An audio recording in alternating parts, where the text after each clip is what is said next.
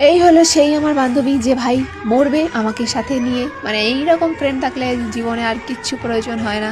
তো আমরা বেসিক্যালি দুপুর পর্যন্ত আমি খুবই ভালো সময় কাটাই, আর আমার ঈদটা এত খারাপ কাটবে আমি ভাবতেই পারিনি। সত্যি কথা বলতে বছরে একবারই আসে, আর আবার তা একদিনই। তো আমি ভীষণ এক্সাইটেড ছিলাম, আর কেন জানি না ভাই আমার ঈদটা পুরো গেল। আমি না ফটো তুলতে পারলাম ভালো, না ভিডিও করতে পারলাম, কিছুই করতে পারিনি।